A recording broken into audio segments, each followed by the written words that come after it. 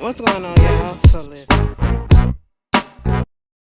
So we are back for another episode review of Married to Medicine. This season 6, I believe, episode 5, Heavenly Homecoming. So it starts off with Mariah and her daughter. She's taking her daughter down to Dr. Simone's office so that they can have a little talk, showing her how to OBGYN or the GYN, give a little pap smear and be looking all up in that thing just to see how everything is working from the inside out. And so, I felt as though that this was a good move on Mariah's part. If there were some questions that she didn't want to answer or didn't know the answer to, she had Simone, making it sure and known to her daughter that, just because you probably not feeling comfortable coming to me, you have another adult who actually knows about what's going on with the female body and everything else that you can actually come to and you can get some advice from. And that was a cute little moment. I like that. I'm glad I'm glad we don't see the parents just brushing the kids off and oh, you're not ready for that or whatever. She's in high school and she is ready for it, and come to find out Simone actually gave birth to little Lauren. Well, should say helped delivered her, you know what I'm saying? So that was a cute little look. And then we get this scene with Jackie and what's her name? Miss Quad. We get to see with Jackie and Quad, Jackie talking about she cooked and Quad said, no, baby, you played it, okay? I said, yeah, because that don't look like you did none of that shit. That's, I can tell when somebody cook and when somebody did. But she was like, they just sitting down there having a conversation and, trying to get into what's going on with Quad. And, Quad basically saying she's almost about to divorce Dr. Gregory because he kept on calling and kept on calling. And at first she was saying how it's hard for her to talk about everything.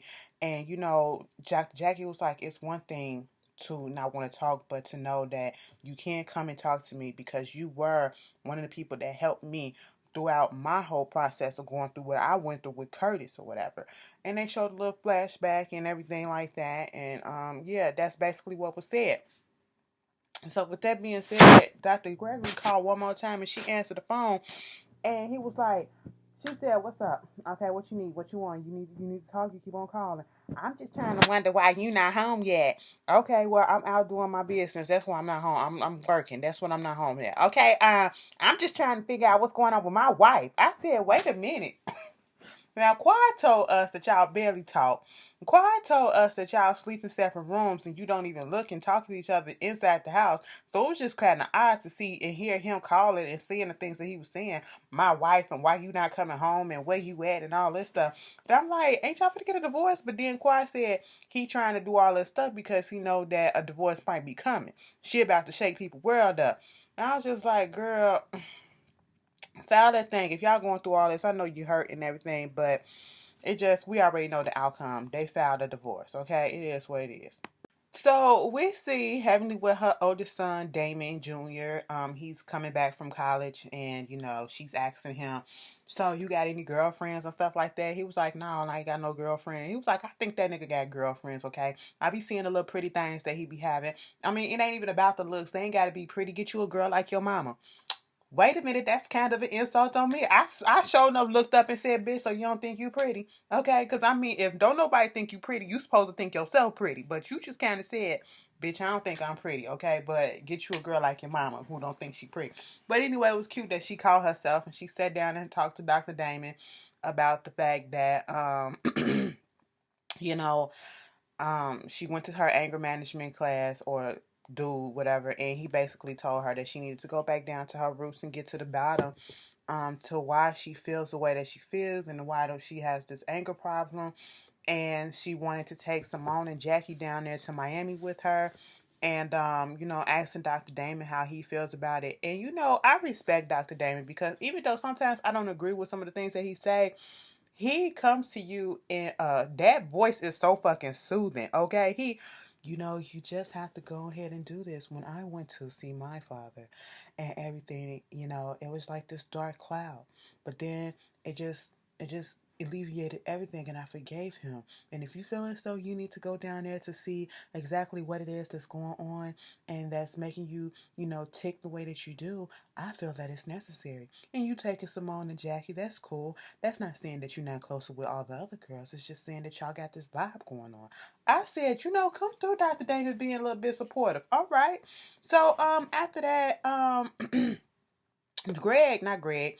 What is his name? Eugene is having this little barbecue cookout thing for the fellas. And earlier we saw that Toya said, we gonna have to figure out how this shit gonna go if Quiet and Quiet and Greg gets the divorce, because she wasn't really comfortable with Greg coming over there to the house, even though she's not gonna be there, or if she is there, she ain't gonna be around them, because if the divorce happened, Eugene was like, well, shit, I'm still be cool with him because he ain't do nothing to me. And see, that's where stuff gets so touchy when you have relationships where couples are friends with couples, and these couples, there is like no, oh, I'm more friends with this and no more friends with that. No, these are couple friends, okay? And then one person in that couple just fucks it up, and then all of a sudden the whole dynamic is off, and you gotta deal with the husband still probably being cool with the other husband, or your wife being upset that you cool with them and everything, and it's just like, anyway, so the question I want to ask is, if you ever been in that predicament where you ain't even have to be married, you can be just boyfriend and girlfriends, and you were friends with another couple, and would you feel a type of way if one couple that you're going out with and you've been friends with for a minute, they split up, and you find out that your boo or whoever, whether it's a woman or a man, they still talking to that particular person who supposedly did the wrongdoing? How would you feel? How would you go about, splitting that friendship up? Not talk to both of them, not talk to the other one, be okay with your spouse or your boyfriend or whoever still talking to the other person. Just put that scenario down there. What you feel, if you get where I'm coming from. I hope it didn't confuse you. But then, Eugene has a little barbecue, cookout, whatever.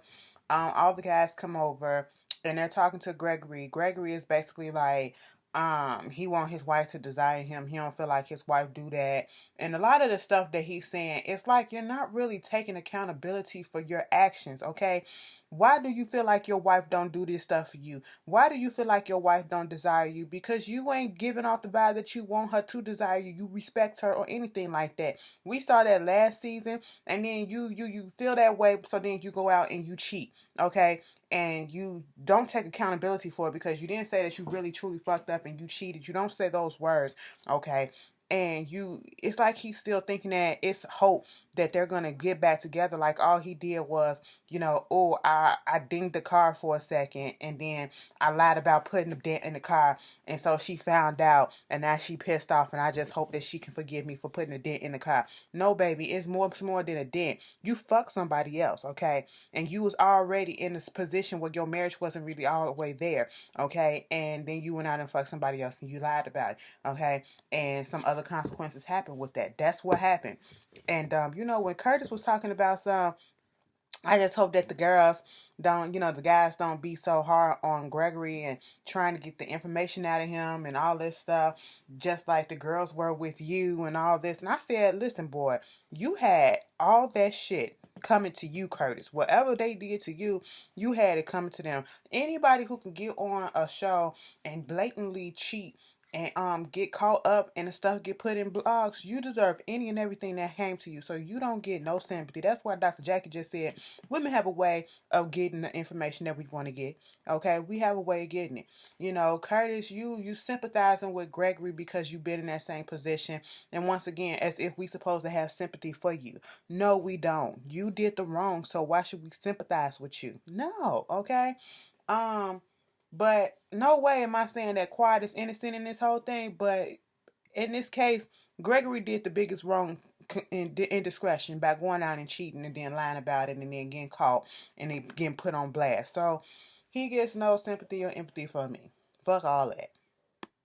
And I was here for Eugene when he said, sometimes you got to realize when your relationship has come to the end, and, when is it okay just to say, listen, if this is over, this is done with, I can't do it because, what is the point? And, I like when they did the men in the confession. And Eugene was like, if you get to the point where you're thinking about doing something with somebody else, you need to cut that shit off. What's his name? Cecil was like, listen, you don't go out, and there is no scenario that makes it okay for a married man to go out to a hotel room with anybody that's single that's other than his wife. And Simone was like, you are correct. Here go Dr. Damon. Because Dr. Heavy was like, if you find your woman a beautiful and that's the love of your life, why you need to go out there and get with somebody else? Okay, what point does that make? Well, in the Bible, they had 20 to 30 wives. What you mean to tell me you want some more wives or whatever? That's what you trying to say? No, you're more than enough. I said, you know what? He knew to clear that shit up. So Toya and Eugene went from looking for a house that's already built to getting a house that's being built to they liking. Okay, if you got the money to splurge and you comfortable enough that you're not gonna go back in debt with the IRS and stuff like that, do what you gotta do. Toya just making a big deal about this 2-story closet. Okay, whatever. I ain't even got no energy to devote to that. It's so exhausting because it's not worth it. But we get this scene at Simone's place, at the North House, I guess. And Miles is there. Michael is there talking to Miles. Miles is Simone's oldest son who just went off to college at the end of last season. And, they're just having a little conversation, catching up. Simone walks in.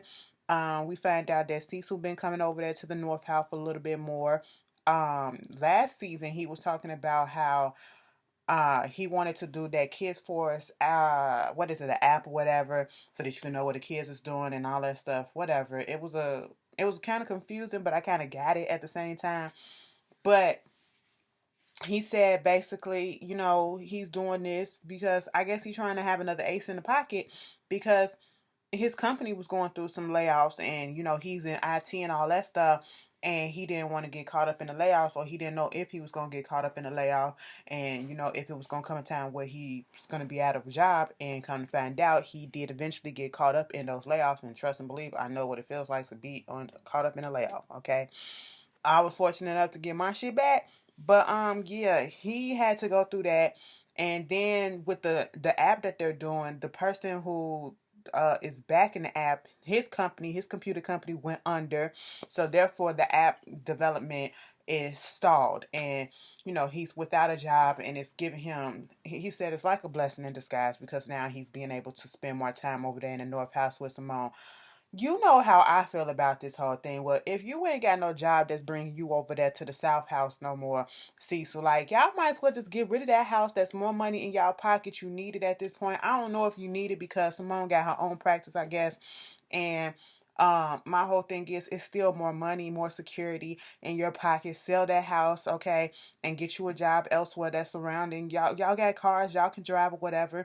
And or whatever, put that money in your bank account, put it in your rainy day funds for just in case something really really do happen where you're not going to be able to, so you could be secure, you could be more and more secure. I don't see nothing wrong with that. I truly understood in the beginning with them, trying to reconnect and them still being separated, whatever, not going so fast into stuff. But at this point, y'all both know what y'all want. And it's like, how much further and how much longer are y'all going to be separated, living in different houses at this point? There is no excuse at this point. Cecil ain't got no damn job. So what you doing? You just going over there to stay and do nothing? Like, ugh. And then Simone talking about something, she got to, wrap her mind around being around her family again, and that says a lot.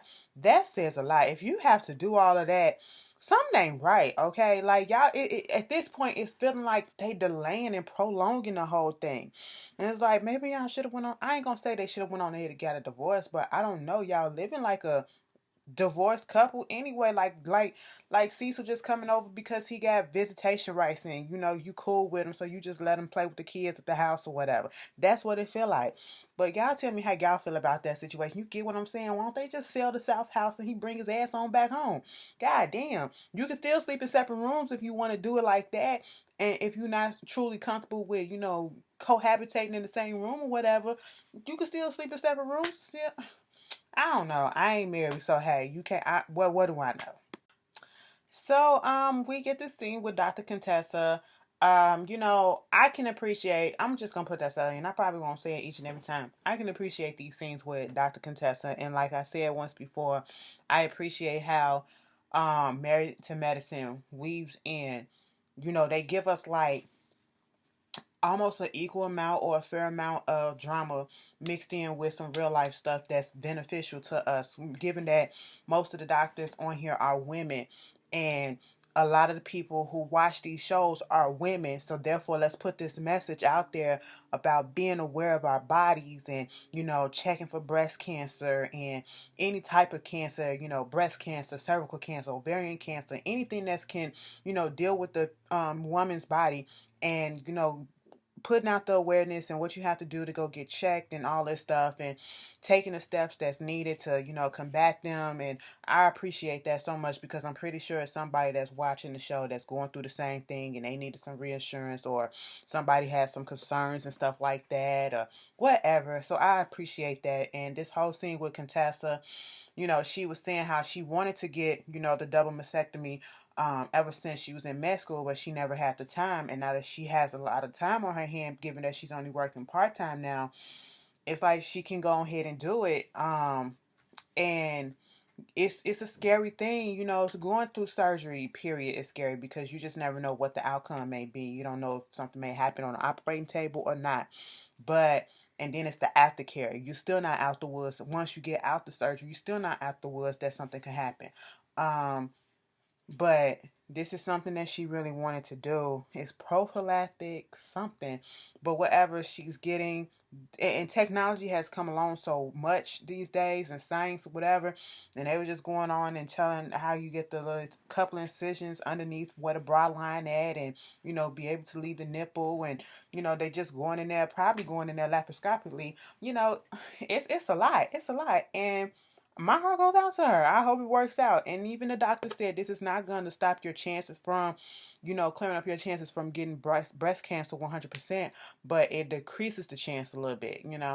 So I hope everything works out with Contessa. And that's just something you got to deal with. I know in my family we have a history of, on one side of my family got a history of cervical cancer, I believe. And then the other side is heart problems. Oh, Jesus Christ. Like, we just fucked, okay? And thank God I'm cool for right now. Anyway, moving on from that, we get Heavenly. She getting ready for her trip. She talking to Daddy. And, he was like, I'm going to miss you when I'm gone. She said, what you going to be doing while I'm gone? I'm going to go out one night. You're not going to go out one night, okay? He was like, she's like, I just playing. You can go out. You can go out. I said, girl, you know damn well you weren't playing. But okay, so she gets ready to go, and her Dr. Jackie and Dr. Simone, they show a week prior, and they was just saying how, Jackie, you can ask the questions that you want to ask, and we just going to make the agreement that no matter what it is, no matter where we are, we're going to come back, and we still going to be in a good place. And I said, hopefully you can stay by that. So the girls are back in Miami, and Heavenly was just basically telling them the reason why she brought them on there, because she felt that she's closer to Jackie and Simone, and she don't want to fuck up their relationship, even though she knows she has done some things that kind of pissed them off or whatever. But she don't want to mess up her relationship with the ladies. They get to the hotel, bitch. I saw all that goddamn food. I said, "Is this healthy?" I said, "Is the chicken baked or is it fried?" Mind you, I just. Girl, that food looks so good. I said, Dr. Jackie, don't get your ass up in there. Now, I'm trying to do this eating right shit. It's cute or whatever. I have my little cheat meal every once a week. But that chicken and shit look good, okay? Bitch, Dr. Heavenly, not Dr. Heavenly, Dr. Jackie came over there and was like, is this some more stuff or something like that? And then Dr. Ebony said, Jackie, would you just shut the fuck up and just, oh, girl, I'm sorry. She was like, damn, okay, watch your language. But, no lie, I would have snapped on Dr. Jackie too, like, girl, we on vacation, eat this food, okay? Eat it. It ain't gonna help. It ain't gonna hurt you for right now. Okay, you gonna just work it off in the morning. Just go ahead and indulge just a little bit. You ain't gotta go overboard. Get you a couple more chickens than what you was gonna do. Cause I could have sworn I thought I know I wasn't the only one who thought Dr. Jackie was just gonna get that one piece of chicken that was on that plate that they showed us in the beginning. But then when she sat down, she had at least 2-3 more, and I was like, okay. And I was upset at the fact that Dr. Jackie was sitting there eating that chicken wing with a knife and a fork. I said, bitch, if you don't pick that shit up, you ain't too good to get gutter with it, okay? We don't eat chicken wings and shit like that with goddamn forks and spoons and knives. We pick that.